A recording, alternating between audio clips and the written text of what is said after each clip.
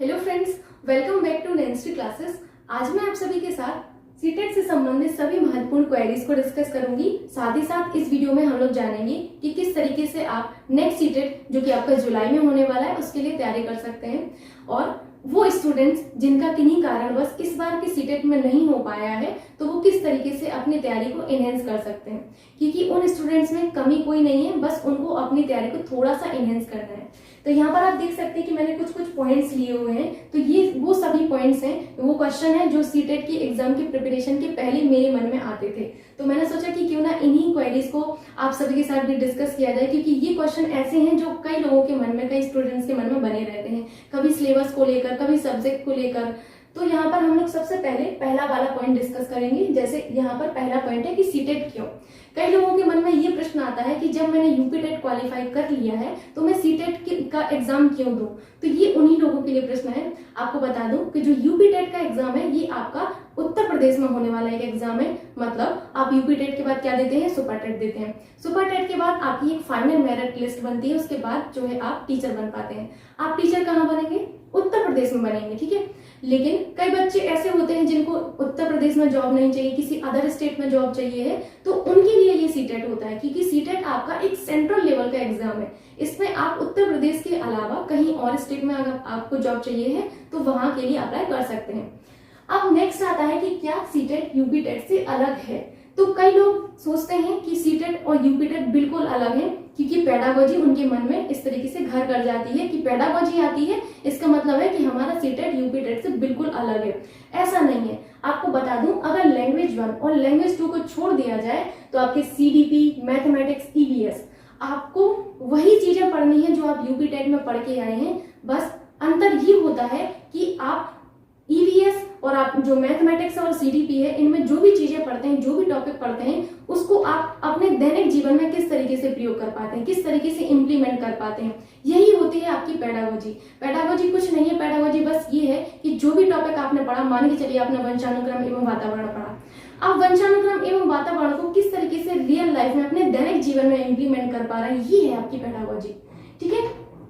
तो यहाँ पर आप लोग जान चुके होंगे कि सीटेट और यूपी टेट में अंतर कुछ नहीं है। आपको वही सारी चीजें पढ़ना है जो आप यूपी टेट में पढ़कर आए हैं। लैंग्वेज 1 और लैंग्वेज 2 को आपको जो है फोकस ज्यादा करना है, क्योंकि ये थोड़ा सा आपका डिफरेंट रहता है। बाकी सीडीपी, मैथमेटिक्स, ईवीएस आपको वही सारी चीजें पढ़ना है जो आप यूपी टेट में पढ़ के आते हैं। बस आप उसको इम्प्लीमेंट करना सीखिए। ज्यादा से ज्यादा कोशिश करिए कि आप इम्प्लीमेंट करना सीख जाए, ठीक। नेक्स्ट आता है आपका सब्जेक्ट और सिलेबस। सब्जेक्ट्स में ये होता है कि कई लोग जब फॉर्म फिल करते हैं तो उनको बहुत सारे प्रश्न रहते हैं कि हम कौन सी लैंग्वेज चूज करें, हमारे सब्जेक्ट क्या है। तो सब्जेक्ट में आपको बता दूं कि आपके जो है सीटेट में आपके 2 पेपर होते हैं। पहला होता है पेपर 1। पेपर 1 किस लिए होता है, प्राइमरी लेवल के लिए। दूसरा होता है आपका पेपर 2 यानी कि अपर प्राइमरी लेवल के लिए। तो आपके प्राइमरी लेवल में आपके 5 सब्जेक्ट हैं, वहीं आपके अपर प्राइमरी में भी 5 सब्जेक्ट होते हैं, ठीक है। तो प्राइमरी लेवल में यानी कि पेपर 1 में आपको क्या क्या पढ़ना होता है, सीडीपी, लैंग्वेज 1, लैंग्वेज 2, मैथमेटिक्स और ईवीएस। लैंग्वेज 1 और लैंग्वेज 2 आप अपने अकॉर्डिंग सिलेक्ट कर सकते हैं। जब आप फॉर्म फिल करेंगे तो वहां पर आपको चॉइस दी रहती है, आप आराम से फिल कर सकते हैं कि आपको कौन सी लैंग्वेज यहाँ पर लेना है। तो मैक्सिमम लोग क्या करते हैं, यहाँ पर हिंदी ले लेते हैं और यहाँ पर इंग्लिश ले लेते हैं, ठीक है। तो यहाँ पर ये जो लैंग्वेज 1, लैंग्वेज 2 है, ये आप जब फॉर्म फिल करेंगे वहां पर आप केयरफुली इसको चूज करिए, ठीक है। अब बात आती है आपके पेपर 2 यानी कि आपके अपर प्राइमरी लेवल के लिए। अपर प्राइमरी लेवल में भी आपके सब्जेक्ट जो है 5 ही होते हैं। इस चीज को आपको कंफ्यूज नहीं होना है, ठीक है। ये आपका 5वां सब्जेक्ट है, ठीक। कई लोग के मन में ये प्रश्न रहता है कि जो पेपर 2 है उसमें किस तरीके से हम लोग चूज करें। तो यहाँ पर जो पहला आपका होता है वो आपका सीडीपी होता है, दूसरा होता है आपका लैंग्वेज 1 और लैंग्वेज 2 ही होता है। जो आपका 4th वाला होता है उसमें आपको चूज करना होता है। कई लोग मैथमेटिक्स और साइंस लेते हैं और कई लोग क्या करते हैं कि साइंस एंड सोशल स्टडीज ले लेते हैं। जैसे मैं अपना ही बताती हूँ, मैंने सोचा कि क्यों ना मैं मैथमेटिक्स एंड साइंस की जगह साइंस एंड सोशल स्टडीज ले लूँ, क्योंकि मेरा जीएस थोड़ा सा ठीक था। तो मैंने क्या किया था, सोशल स्टडीज स्टडीज ही ले लिया था। हालांकि प्रश्न जो है बहुत अच्छे आते हैं सीटेट में, और मेरा अच्छा सौभाग्य था कि मेरा जो पेपर था वो बहुत अच्छा हुआ, तो मार्क्स भी बहुत अच्छे आए थे।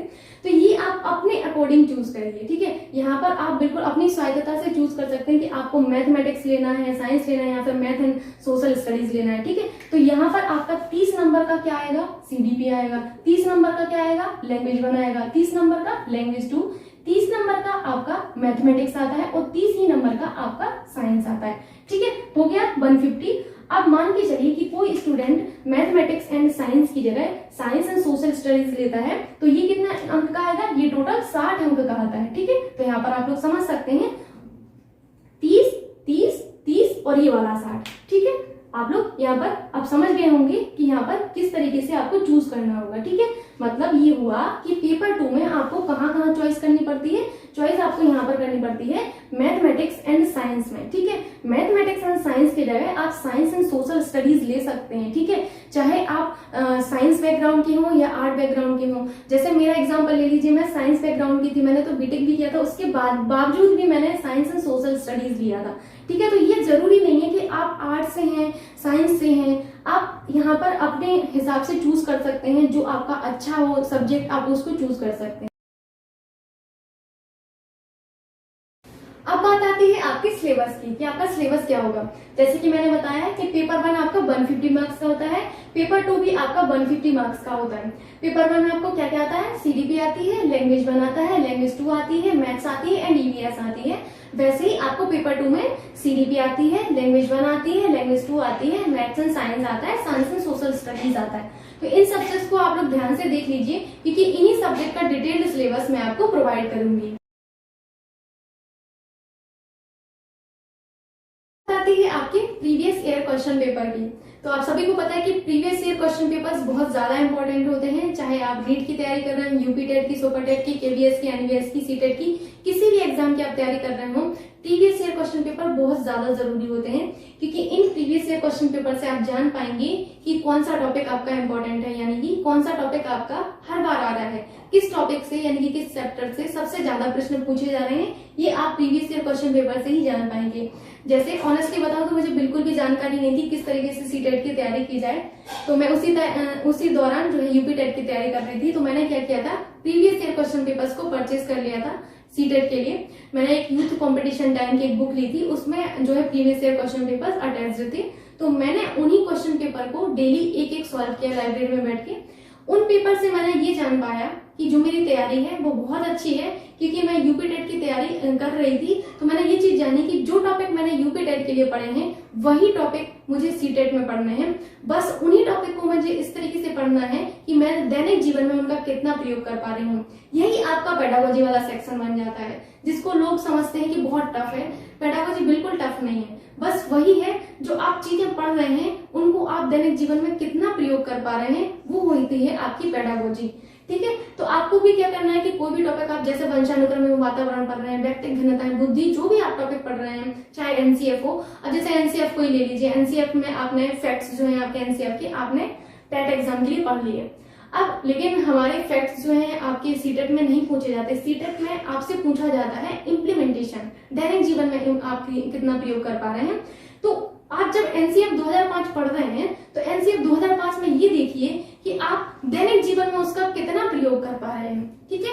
ये होता है आपका जो है प्रीवियस ईयर क्वेश्चन पेपर से हेल्प जो आपको मिलती है वो, ठीक है।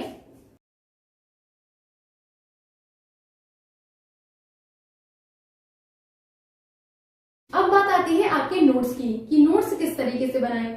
ये तो क्वेश्चन बहुत लोगों का रहता है कि नोट्स किस तरीके से बनाएं। तो आपके अच्छे नोट्स वो कहलाएंगे जिसमें आपकी अच्छी राइटिंग लिखी हो। जी नहीं, ये अच्छे नोट्स नहीं होते। नोट्स वो होते हैं जो राइटिंग आपको समझ में आए। नोट्स वो होते हैं जिस भी टॉपिक के बारे में आप पढ़ रहे हैं उस टॉपिक की मैक्सिमम से मैक्सिमम इन्फॉर्मेशन हमें उसी जगह मिल जाए, ठीक। तो अच्छे नोट्स की विशेषता यही है। मान के चले आप कोई भी टॉपिक पढ़ना, समावेशी शिक्षा पढ़ रहे हैं, समावेशी शिक्षा आपका जो है सीडीपी में आता है। सीडीपी में आपको सीटेट में भी आएगा, सीटेट के अलावा यूपी टेट में भी आएगा, यूपी टेट के अलावा एमपी टेट भी आप देते हैं तो एमपी टेट में भी आता है, एमपी टेट के अलावा आपके सुपर टेट में भी आता है। जब एक ही टॉपिक आपका इतने एग्जाम में आ रहा है तो वो टॉपिक के लिए तैयारी हम हर जगह अलग अलग जगह क्यों करें, हम वो टॉपिक क्यों ना एक ही जगह लिख लें, ठीक है। आप मान के चलिए कि अपनी कॉपी में जहां पर भी समावेशी शिक्षा लिखते हैं तो समावेशी शिक्षा को ऐसे लिखें आप कि आपका सीटेट में भी काम आए, यूपी टेट में भी काम आए और सुपर टेट में भी काम आए। आप जिस भी एग्जाम की तैयारी करें टॉपिक एक, लेकिन आप इतनी भिन्नताएं क्यों रख रहे हैं? फिर टॉपिक एक ही है तो एक ही जगह इसको लिखेंगे हम लोग। तो मैंने भी अपनी तैयारी के दौरान सबसे अच्छा यही काम किया था कि जो भी टॉपिक मेरा रहता था उस टॉपिक को मैंने एक ही जगह लिखा, चाहे मैं यूपी टेट की तैयारी करूं, सीटेट की करूं, सुपर टेट की करूं, मैंने एक ही जगह इस टॉपिक को रखा। उस टॉपिक को एक जगह रख के मैंने क्या किया, थोड़ा बहुत ऊपर करके और यहाँ पर ऊपर और नीचे थोड़ा सा स्पेस छोड़ रखा था। क्यों छोड़ रखा था ये स्पेस? ये स्पेस इसलिए छोड़ के रखा था कि जब कभी भी मुझे टेस्ट सीरीज जो मैं देती थी, टेस्ट सीरीज के दौरान कुछ इन्फॉर्मेशन जो मिलती थी मुझे, तो उस इन्फॉर्मेशन को मैं यहाँ पर लिख पाऊं, ताकि समावेशी शिक्षा के लिए मुझे जो छोटे छोटे पॉइंट है उनके लिए 10 जगह नहीं घूमना पड़े, एक ही जगह मुझे सारी इन्फॉर्मेशन समावेशी शिक्षा की मिल जाए। ठीक, तो इस तरीके से आप अपने नोट्स को तैयार कीजिए कि एक ही टॉपिक, आप चाहे कुछ भी पढ़ रहे हैं, ईवीएस में आवास पढ़ रहे हैं तो आवास के बारे में जितनी भी जानकारी वो आपको एक ही जगह मिल जाए। 10 पेज पर आपको आवास के बारे में जानकारी लेने की जरूरत नहीं है। ठीक है, आप अपने नोट्स इसी तरीके से प्रिपेयर करें। हर सब्जेक्ट के लिए आप नोट्स इसी तरीके से प्रिपेयर कर सकते हैं। मैंने यही किया था। दूसरा काम मैंने क्या किया था, मैं हर बार यही करती हूँ, जैसे मैंने बीटेक के दौरान भी यही किया था और मुझे इस चीज से तो बहुत फायदा हुआ था। मैंने क्या किया था, जैसे ये मेरी कॉपी थी, कॉपी की मैंने शुरुआत के 10 पेज हमेशा छोड़ रखे थे। क्यों छोड़ रखे थे वो 10 पेज? वो 10 पेज मैंने शॉर्ट नोट्स के नाम से उसको जो है नाम दे दिया था, शॉर्ट नोट्स। क्यों दिया था शॉर्ट नोट्स नाम? मैंने इसलिए दिया था, जब कभी भी आप लोग अपने नोट्स को पढ़ते हैं, अपने नोट्स में से आपको बहुत सारे पॉइंट्स, जैसे आप मान के चलिए कोई भी टॉपिक पढ़ते हैं कि आपने पढ़ा आरटीई 2009, आपने आरटीई 2009 पढ़ा, आपने देखा कि आरटीई 2009 कब आया, मतलब आपके राष्ट्रपति जी ने कब इसको जो है अनुमति दी, कब ये आपका जो है लागू हुआ, ये डेट आपको बहुत इंपॉर्टेंट बनती है। अब इन डेट को मैंने क्या किया था, इन्हीं जो 10 पेज में शुरुआत की, इन 10 पेजेस में जो इंपॉर्टेंट इन्फॉर्मेशन थी कोई भी टॉपिक के बारे में, पूरी कॉपी में जितनी भी इन्फॉर्मेशन थी इंपॉर्टेंट, वो मैंने इन 10 पेजों में लिखी शॉर्ट नोट्स के नाम से। फिर एग्जाम के टाइम मैंने अपनी पूरी कॉपी को ना पढ़ के इन्हीं 10 पेज को पढ़ा। 10 पेज मैंने सीडीपी में पढ़े, 10 पेज मैंने L1 में पढ़े, मतलब लैंग्वेज 1 में, 10 पेज मैंने L2 में पढ़े, लैंग्वेज 2 में, 10 पेज मैंने मैथमेटिक्स में और 10 ही पेज मैंने ईवीएस में पढ़े। ये आपको बहुत काम करेगा। ये आप टेक्निक अप्लाई करके देखिएगा, आपको बहुत ज्यादा हेल्प करेगी। मेरे हिसाब से तो मुझे लगता है कि आप लोग बहुत खुश हो जाएंगे ये चीज से, क्योंकि एग्जाम के जब दिन पास आते हैं तो बहुत ज्यादा टेंशन होने लगती है। कुछ लोग हाइपर टेंशन वाले भी होंगे, तो उन लोगों के लिए ये बहुत अच्छी चीज है कि आप लोग जो है अपने शॉर्ट नोट्स को पढ़ के जा सकते हैं आराम से। जो इंपॉर्टेंट चीजें हैं इनको देखकर आराम से जा सकते हैं। ठीक है, इवन आप जैसे मान के चलिए 5 सब्जेक्ट है तो 50 पेज हो, 50 पेज आप लोग आराम से पढ़ सकते हैं एग्जाम के एक दिन पहले। ठीक है, इससे आपको टेंशन भी नहीं होगी, मेरा रिवीजन नहीं हुआ, ये मैं चीज बोल रही हूँ, तो ये टेंशन नहीं रहेगी। नोट्स को बनाने का सबसे अच्छा तरीका यही था। तीसरा मैंने क्या किया था, मान के चलिए कि मैं यहाँ पर भी कोई भी टॉपिक लिखती हूँ, यहाँ पर, ठीक है, इस तरीके से मैंने कोई भी टॉपिक लिखा। जैसे मान के चलिए कि मैंने यहाँ पर सीडीपी का ही कोई टॉपिक लिखा, मैंने बुद्धि के बारे में लिखा। बुद्धि के बारे में, जैसे बुद्धि के बारे में आप लोग जब पढ़ते हैं, आपके सिद्धांत के आते हैं बुद्धि के कई सारे, और बुद्धि का जो फॉर्मूला है वो भी आता है। तो जो इंपॉर्टेंट चीज थी मैंने उसको हाइलाइटर से हाईलाइट करके रखा था। मैंने ऐसे 2-4 कलर के हाइलाइटर लेके रखे थे, उन हाइलाइटर से मैं हाईलाइट कर लेती थी। हाईलाइट करने का फायदा ये हुआ कि जब मेरा एग्जाम जैसे 1 महीने दूर था, फिर धीरे धीरे करके 20 दिन बचे, तो मैं इन्हीं हाईलाइटेड चीजें को पढ़ती थी। बस जो हाईलाइट किए गए हैं उन्हीं चीजों को पढ़ के मैं बस अपना रिवीजन करती थी, क्योंकि टाइम इतना हो जाता है तो फिर आपको चीजें याद बनी रहती हैं, लेकिन कुछ कुछ चीजें फिर भी आपको रिवाइज करनी पड़ती हैं बार बार। तो उनके लिए बेस्ट होता है कि आप हाईलाइट करके रखिए, ताकि आपको उस पूरे पेज में पता चल सके कि ये लाइन इंपॉर्टेंट है मेरी, ये लाइन इंपॉर्टेंट है। क्योंकि इतने बड़े पेज को आप लोग अंतिम समय में बिल्कुल भी नहीं पढ़ पाएंगे, उस टाइम हम लोग को बहुत टेंशन होती है। तो उस टाइम के लिए बेस्ट है कि आप हाईलाइट करके रखिए। ठीक है, तो ये तो हो गए आपके नोट्स के बारे में सभी जानकारी की, कि मैंने अपने नोट्स बीटेक के दौरान भी इसी तरीके से प्रिपेयर किए, और ये आपको बिलीव करिए आपके लिए बहुत हेल्पफुल होंगे। तो आप इस तरीके से अपने नोट्स को तैयार कर सकते हैं। जो भी टॉपिक आप पढ़ें, चाहे आप सीटेट के लिए पढ़ें, यूपी टेट के लिए पढ़ें, सुपर टेट के लिए पढ़ें, उस टॉपिक को एक ही जगह रखें। और बेस्ट होगा अगर आप लोग जैसे कॉपी में जगह नहीं छोड़ते, तो मैं आपको एक चीज और बताती हूँ। कई लोग ऐसे होते हैं जो A4 साइज पर उनके जो पेज होते हैं उन पर लिखना पसंद करते हैं। आप A4 साइज के पेज पर लिखिए। आपने मान के चलिए समावेशी शिक्षा के बारे में ही A4 साइज पर लिखा, ठीक, आपका एक पेज भर गया। अब जब कभी भी आपको समावेशी शिक्षा के बारे में कोई इन्फॉर्मेशन मिलती है, तो आप नेक्स्ट जो आपका A4 साइज का पेज होगा उस पर लिखेंगे। अब बात आती है कि इन A4 साइज के पेजेस को हम कहाँ कलेक्ट करके रखें। तो मार्केट में आपकी एक फाइल आती है, उस फाइल में आप इन A4 साइज के पेजेस को रख सकते हैं। वो फाइल कुछ इस तरीके से होगी, आप देख सकते हैं यहाँ पर गोल गोल इस तरीके से लगे रहते हैं, उनमें आप इन सभी A4 साइज के पेज को रख सकते हैं। जैसे मेरी इतनी मोटी वो फाइल हो चुकी थी अंतिम टाइम में, तो वो फाइल बहुत हेल्प करेगी आपको कि आप जो है नई नई चीजें उसमें ऐड कर सकते हैं। जैसे कॉपी में इतनी जगह नहीं रहती है, कॉपी में हम अलग से कहाँ पेज जोड़ें, इसमें लेकिन आप अलग से पेज जोड़ सकते हैं। ठीक, तो इससे होगा क्या कि समावेशी शिक्षा के बारे में सभी जानकारी आपको इसी फाइल में एक ही जगह मिल जाएगी। आप ये चीज करके देखिए, आपको हेल्प करेगी। ठीक है, मैंने ये किया था। ठीक, मैंने दोनों चीजें की थी, कॉपी में भी जगह छोड़ के रखी थी और ये भी किया था फाइल वाला। ठीक है, अब आता है आपका टेस्ट सीरीज। तो आइए जानते हैं टेस्ट सीरीज के बारे में। तो आपकी टेस्ट सीरीज बेसिकली दो तरीके की होती है। कौन कौन सी? एक तो होता है आपका ऑफलाइन, ठीक है, ठीक, दूसरा होता है आपका ऑनलाइन। आप चाहें तो ऑनलाइन भी ज्वाइन कर सकते हैं और आप चाहें तो ऑफलाइन भी कर सकते हैं। ऑफलाइन में होता क्या है कि आपको नंबर ऑफ टेस्ट कम मिलेंगे और प्राइस तो आपका 150 से ज्यादा ही रहता है, इससे कम का नहीं मिलेगा। ऑनलाइन में क्या होगा, आपको नंबर ऑफ टेस्ट ज्यादा मिलेंगे, ठीक, और प्राइस आपका 300 के अराउंड आपको मिल जाएंगे। तो मैंने क्या किया था कि ऑनलाइन टेस्ट सीरीज मैंने ज्वाइन कर ली थी। मैंने टेक्स्ट बुक से टेस्ट परचेज कर लिए थे। फिर मैं डेली कम से कम 6 से 7 टेस्ट देती थी, छोटे बड़े मिला के। ऐसा नहीं है कि मैंने फुल टेस्ट ही 6 से 7 दे लिए, ऐसा नहीं है। आपके 10 जैसे 10 क्वेश्चन वाला भी टेस्ट रहता था, 15 क्वेश्चन वाला भी रहता था, 30 क्वेश्चन वाला भी रहता था, 150 क्वेश्चन वाला भी रहता था।